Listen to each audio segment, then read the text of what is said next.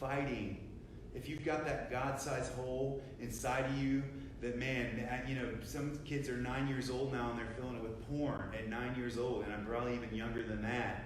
And there are all these different things that the world is going to tell you that are going to fill you up and give you satisfaction. And let me tell you, they will give you satisfaction for a very short period of time, and it will be followed by that hole getting deeper and deeper until one day you crack.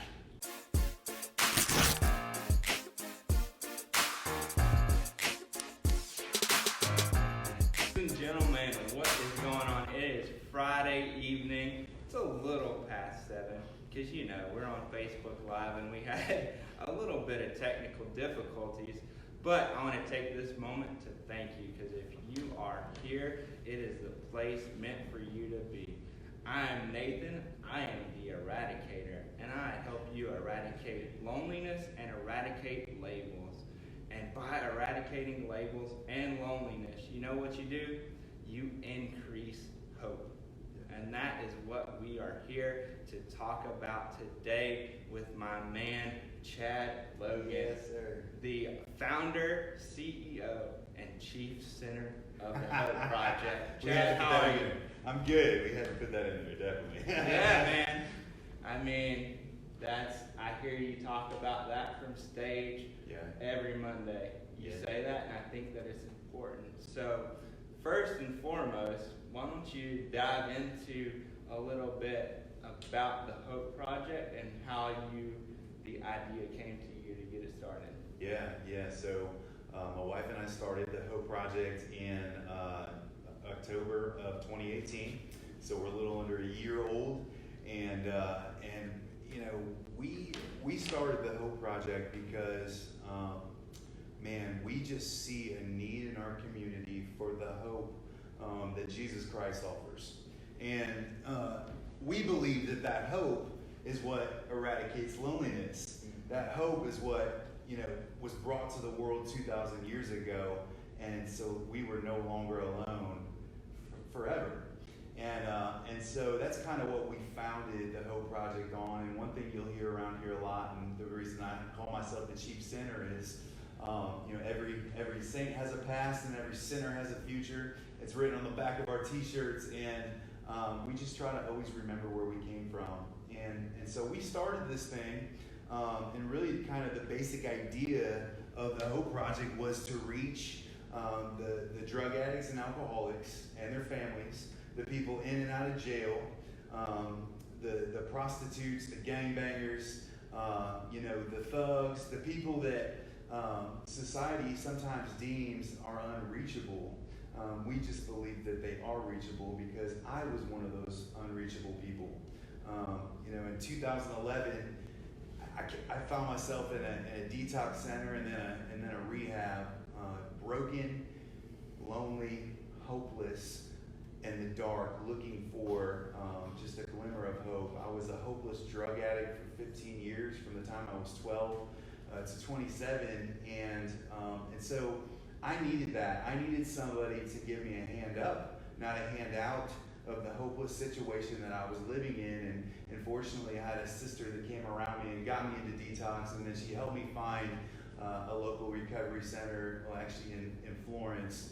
And I was able to get up out of the hopeless situation I was in, but not everybody gets that opportunity. So what we want to do for Charleston and for the surrounding areas is we want to give people that were like me and are really like everybody, but they just sin differently. They're a different kind of jacked up, but we're all jacked up. Hello. Yeah. So we just believe that there are a lot of people out there that are walking miracles in the making. They just need to be reached. Man, that's powerful. I would agree wholeheartedly. There's a lot of people in the world that are out there, and what I've found is people really just want three things. They want to be seen, they want to be heard, and they want to feel valued and understood. Yeah. Right? And so I want to dive a little bit more into your story, because I know that it's going to connect to somebody who's out there watching. Yeah. And what do you feel like was going on when you first started your battle with addiction, right? Because it really, I believe, is a fight. Yeah. And what do you think you were using that addiction to kind of hide from? Yeah. Well, what you just said really resonates with me. You said people want three things. They want to be seen, they want to be valued, and they want to be heard. Those are three things that I felt like I didn't have growing up.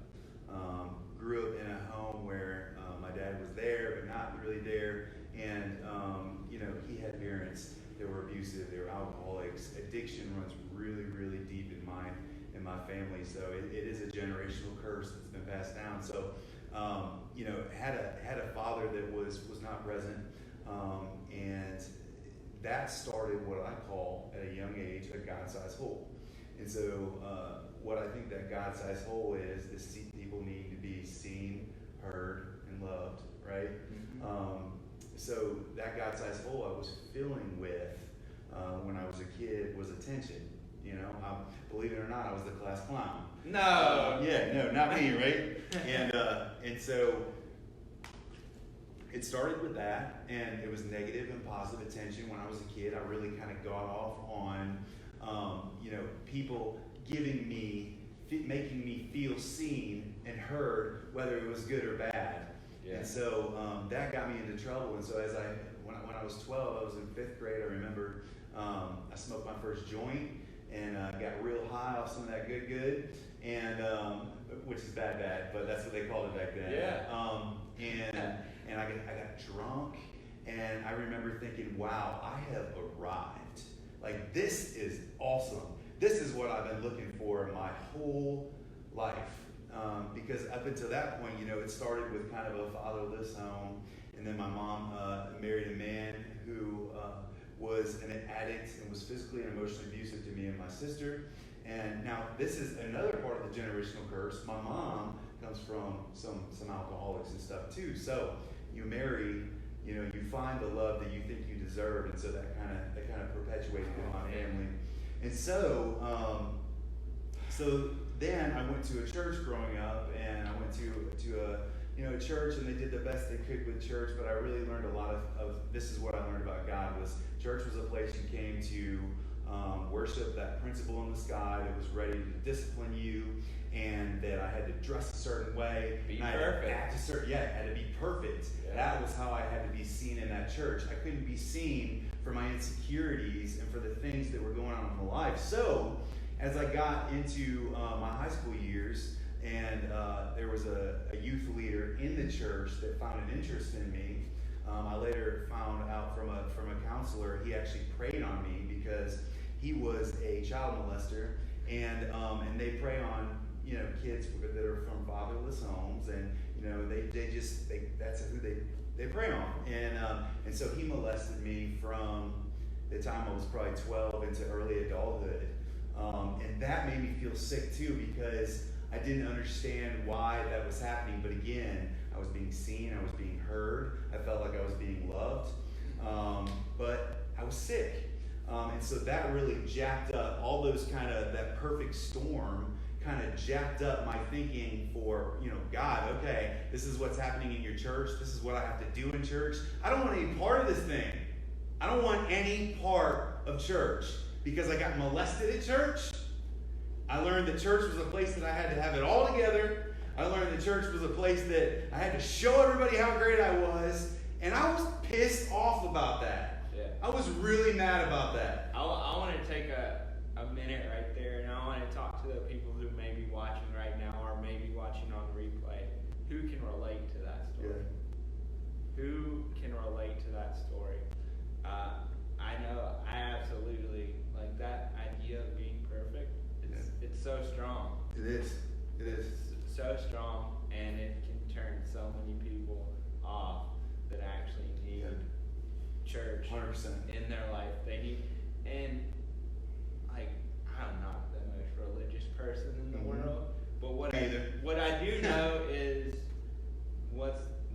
really valuable in everybody's life is a community. Yeah.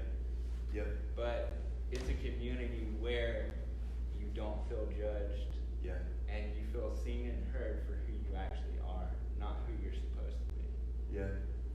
Yeah, and I think too that is how everything came full circle for me, personally, is I got a very wrong view of who God was at a young age. And I think oftentimes we as people get a wrong view of who God is because of people who claim to be Christians. All right, there are a lot of people in this world that claim to be Christians that do a lot of really wrong, stupid, sinful, hateful, hurtful, immoral things. And I get a little heated when I talk about that because it's still something that's very close to my heart. I want to fight for people who are still living in that, maybe kids that are growing up in that, or people that don't want any part of church. Those are my people. I want to fight for those people that don't want any part of church because they know Christians. They don't want to be a Christian because they've met a Christian. Well, see, a Christ follower is different than those people that I knew growing up. I think now I believe there are some people that are really Christians that are just doing some really jacked up things. But what I came to find out about this whole God thing was it had nothing to do with religion. Matter of fact, religion put Jesus Christ on a cross 2,000 years ago.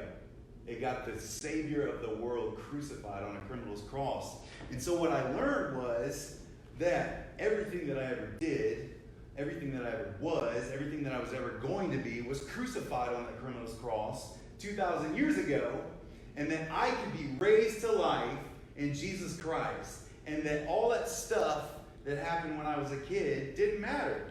It's in the past. And that's for them and God to deal with. And I've forgiven those people and I've moved on. But I think the thing about the Hope Project is we want to reinvent what it looks like to love Jesus. What does it look like to love Jesus? And that's kind of what we've done, man, is we want to show people that have been unchurched, de-churched, that this whole Jesus thing is working for some people because they have a right view of their relationship with Him and a right view of how they're supposed to operate in this world. That's super powerful. I want to take a minute and I want you, because I feel like there's probably going to be at some point that imagine you going back to when you were that kid. Yeah. There's probably that kid now that's watching this show. What, thinking back, what's the thing that you wish you had heard that you never heard? So good. Oh man, that is a really, really great question, Nathan.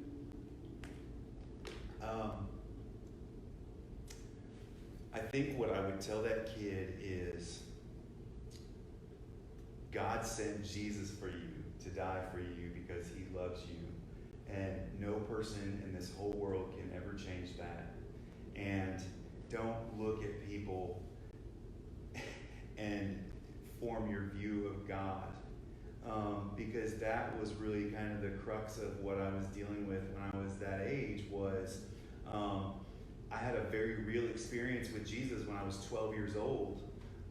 But there was no community, there was no follow through, and so what I would tell that kid is find a community of believers or come to the Hope Project and be a part of the Hope Project because this is a community that, man, we really want to love people, we really want to see change lives, but man, I would tell you, keep fighting.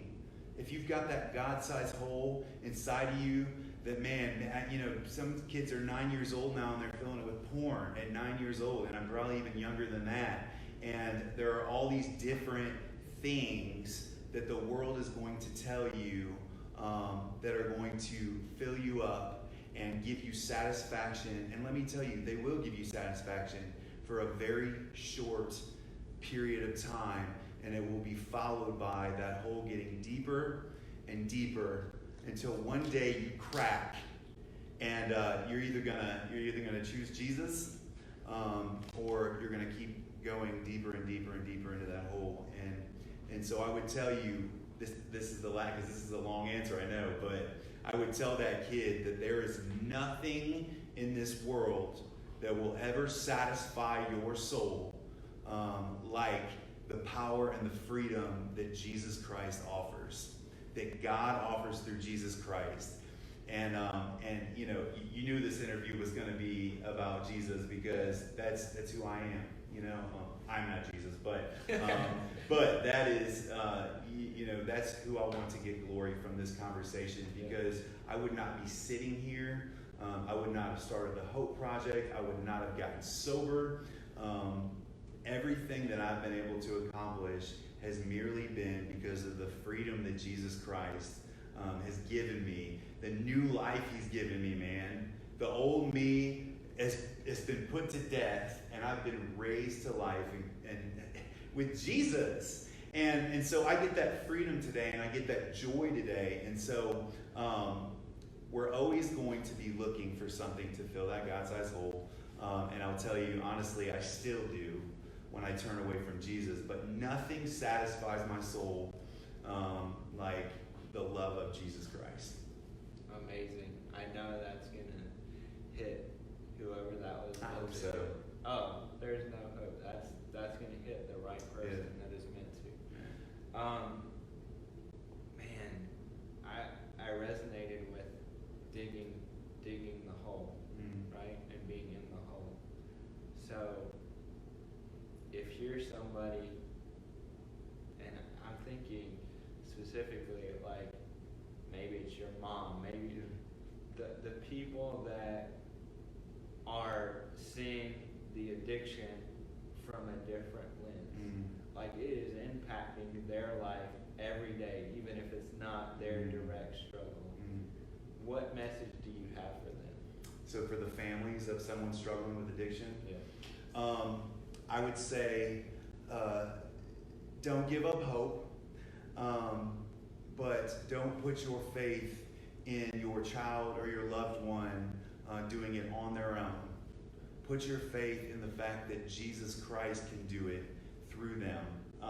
Because my mom prayed some prayers for me for years, and I know she did, and I really feel like I can say this with confidence that my mama's prayers prayed this prodigal home. So what I would tell you is don't ever give up hope in the redeeming power of Jesus Christ. And don't ever give up hope praying and begging God to save your loved one. But I would also tell you, if you want to evade the inevitable and you have a loved one that's struggling, what you need to do is not enable them.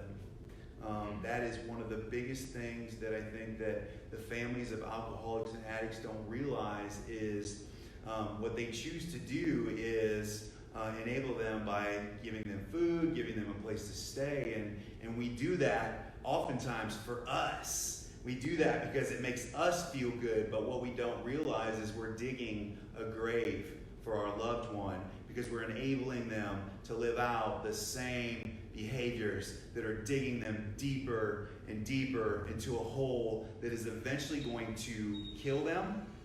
It's going to put them in prison, or it's going to put them in a mental institution.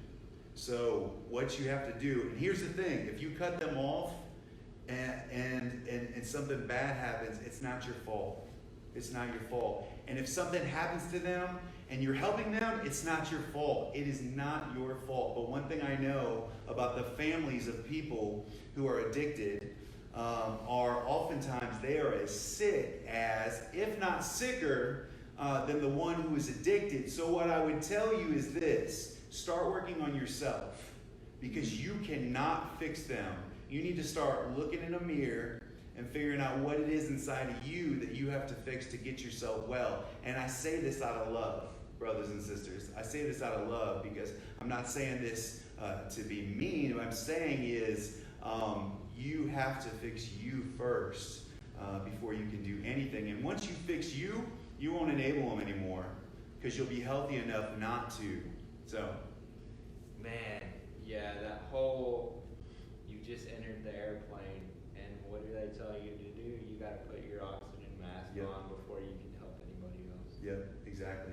Absolutely. And I felt that answer. Yeah. That I know that's gonna hit so many people. I hope so. And man, I just got, first and foremost, if somebody's in the Charleston area, this is going all around. Yeah. If somebody's in the Charleston area, how can they get connected with you? Yeah, so you can get connected with us through coming to our gatherings on Monday nights at Seacoast in West Ashley at 6 p.m. That's Eastern Standard Time if you're coming to visit town and want to come. And so that is kind of the foundation of everything we do is Monday nights, and we serve dinner at 6 p.m. and then 6:30 we do worship, and then I share a message, and then we break off into small groups. We've got 5 different small groups. We've got one for men and one for women that is for people with addicts. That are addicts. We've got one for baby Christians that just want to learn how to read their Bible. Hey, been there, done that. It's okay. We want to work with you. We want to walk with you. We've got one for people that are struggling with labels like depression, anxiety, and they want to be overcomers, and it's actually called an overwhelmed group. And then we've got a group for the families, like we just talked about, of codependent people. Now, I would tell you, if you just heard that story, if you just heard me talk to you and you're a family member, and you're like, hey, man, some of that stuff he said just kind of dinged me up a little bit, that's a good thing. That's telling you that you need to maybe lean in and pay attention. And what I would tell you is come on Monday night, because we have a codependency group just for you. It's led by my mother, so she went to the school of the hard knocks, and she dealt with me for 15 years. When she got well, almost 9 years ago, she was physically, emotionally, spiritually almost dead, and she learned how to not be codependent anymore, and she got healthy. She got well. So those are the groups we have, and that's how you can connect with us on Monday nights. And then we have a website. It's www.thehopeproject.cc, and that's going to be a place where you can just kind of find out more, a little bit about the ministry. And there's also, if you have questions, if you need help, if there's some way we can serve you or pray for you, there's a spot at the bottom of each page on the Hope Project website that you can fill out. It's got, we just want to get a little information and your message, and then we will reply to you within 48 hours. So, but yeah, we would love to serve you. We started this, like I said, just as kind of a hunger for us to reach those seemingly unreachable people in our community that we just believe, we just believe that Jesus came to hang out with. And I'm sorry, I didn't mean to say it like that, but I get a little bit passionate because... Can you feel it? Can you feel it? Because we have people that are in our city that do not feel loved, that are living these labels of broken, of trash, just all these people that have been hurt and are fragile and are broken. Hey, if you know those people, if you are those people, this is a place for you. You're going to be in good company. And I say this is a place, I mean our Monday night gatherings, because that is what we built this ministry around, is people that have come from broken pasts, that have learned how to pick themselves up out of the hole that they were digging or living in and live a life that is full of joy and freedom and peace and excitement, man. I'm excited today. So, yeah, that led me into like the perfect segue to this question. Yeah. So, if somebody's sitting there and they're like, yeah, I relate to that, all those labels, what's possible for that person? Yeah. What's possible for a person that feels all those labels that I felt is a major breakthrough, is major redemption, is major freedom. But what it takes is you reaching out and saying, hey, I need help. Because we're here to help. And we're trying to be out in the community, and we're trying to get people in here. But we're ready. We're ready for you. We're ready to see what Jesus can do with your life, how he can be glorified through your life, and you can get the good from it. There are so many people, and I'm going to tell you this real quick, and there are so many people. This is what I know about people who are, alcoholics, addicts, the heavy alcoholics and addicts, and the prostitutes and the gangbangers and the drug dealers. These people go hard or they go home. I mean, they do not know how to not do this well. And I'm saying they're good at being bad well. So what happens if we get a whole community of people who are really good at doing really bad things? What happens if we set them on fire for Jesus and we tell them that their name is not drug dealer anymore, that their name is not prostitute anymore, that their name is not alcoholic and addict anymore, that their name is redeemed, that they are redeemed, that their name is brand new, that their name is spotless, that their name is new creation because of Jesus Christ, man. And so I keep going back to that because it's really the foundation of what we do. And it's, we are an evangelical ministry because I'm just doing what I know. I am smoking what I'm selling, dude. If there is something better in this world that you can tell me is better than Jesus Christ, sign me up. But I guarantee you there isn't. I guarantee you there isn't. And if there is, I wouldn't sign up because Jesus is just too great and I have too much joy and too much freedom. All right, so label right there, hypocrite. Hey, I am chief hypocrite too. Definitely. Yeah, man. We can always use one more too, so join us on Monday nights. Yeah, absolutely. I know if you are watching and you related to that, you felt the passion of that, make sure and show some love on the post. Give us some hearts, give us some thumbs up. Share it with a friend. Yeah. Share it with the person that you know needs to hear this show. Go back and watch it with them. Yeah. All right, I got 2 more questions. Yeah, let's go. So, my next question, I want you to think about, it's your last day.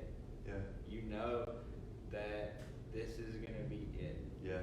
And you're going to have, it's going to be a conversation between that Chad and the Chad at 12 years old. Yeah. What's happening in that conversation? Oh, wow. That's a really good question. So what I would tell that Chad is you are worth the world. You are worth the world. God loves you so much, and He has a plan for you, and He has a purpose for you, and He wants to take you and do great things with you.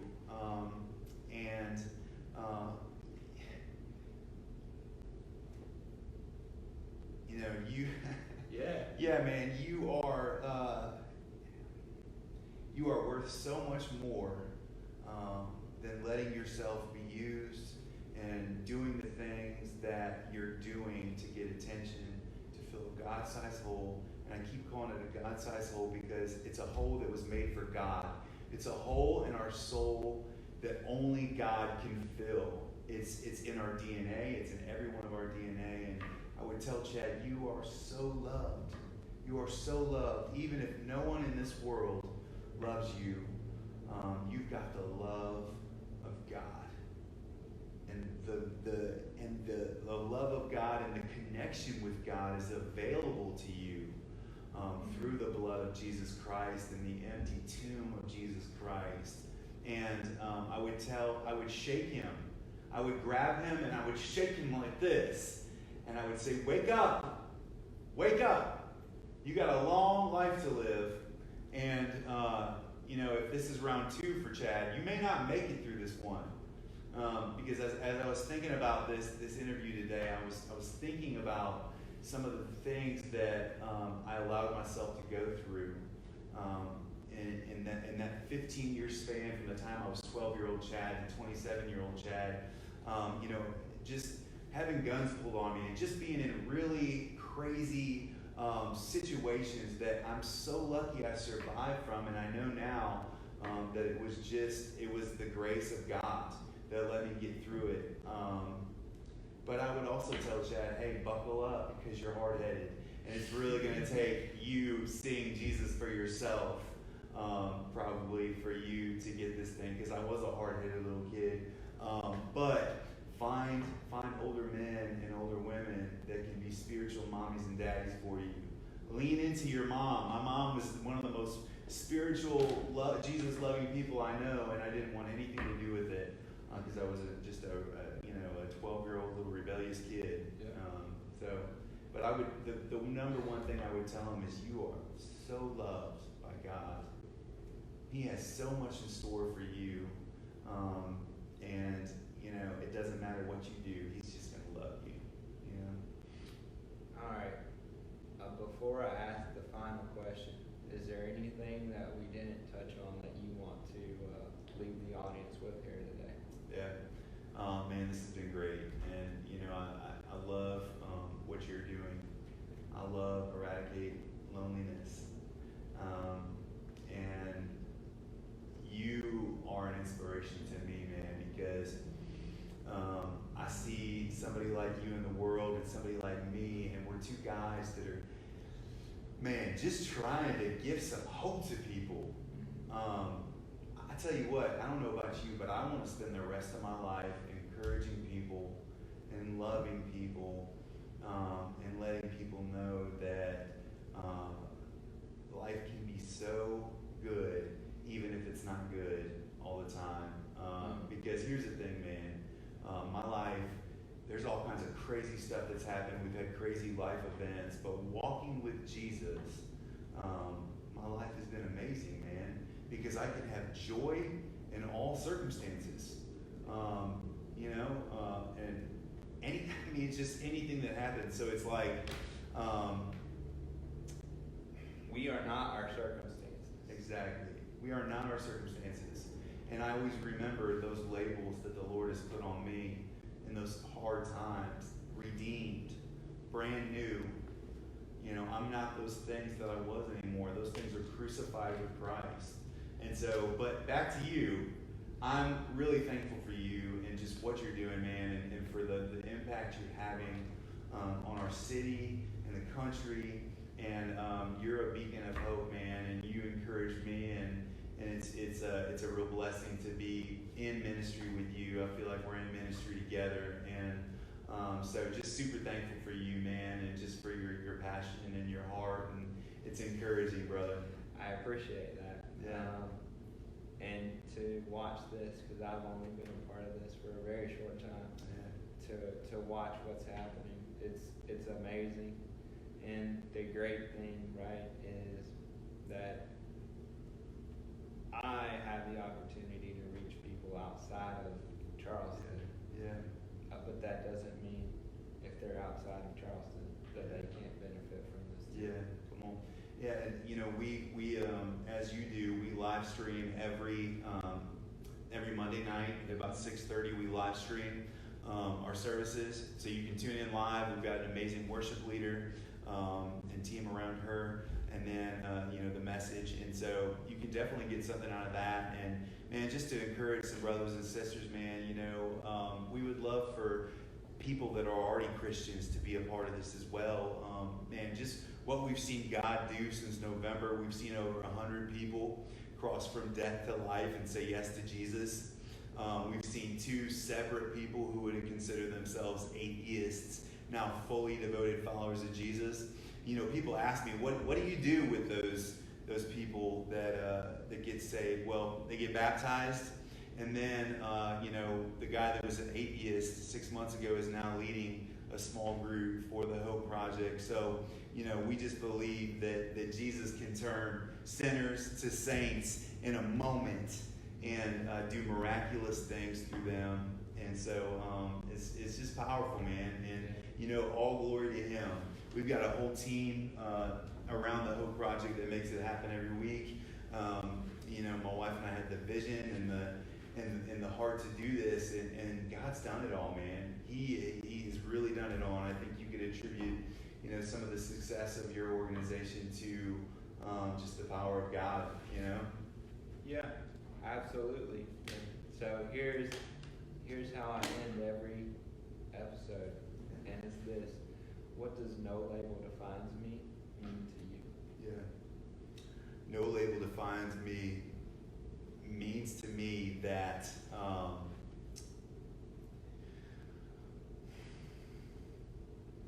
I'm not that old man I was anymore. I'm not that old sinner I was anymore.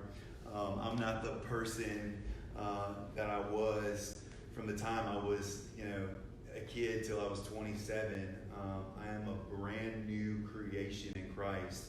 That means that everything that I have done was crucified with Him. And I would just take that, second to say, if there's anybody watching this, and you're just like, man, he looks like he's really jacked up on Jesus. I want to find out more about this. That's awesome. I would love for you to reach out to me at chad@thehopeproject.cc.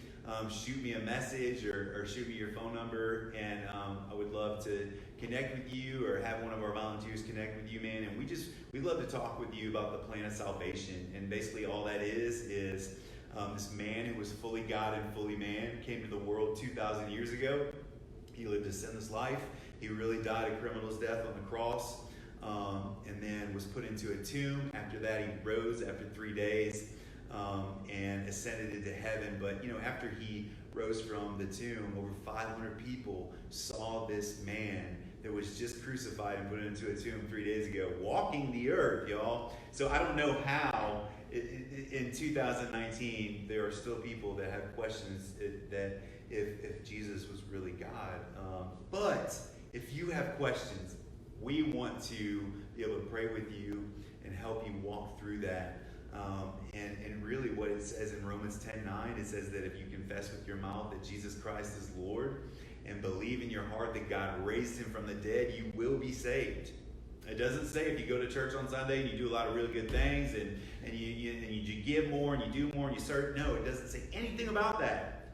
It says that if you believe that Jesus Christ is Lord and that God raised him from the dead, you will be saved. So, man, we would love to talk with you more about that, pray with you and for you. And I know you didn't ask for all that, but I just felt led to share. This has been a powerful conversation. Thank you so much. Make sure and reach out if you want to connect with Chad, if you want to learn more about the Hope Project. Do that. We'll drop everything in the comments below. If you want to reach out to me, you know where I'm at, and you know that I'm here for you. Chad's here for you, and you are loved. And with that, you know you're up to big things. And when you're up to big things, you must be patient, you must be diligent, and you must never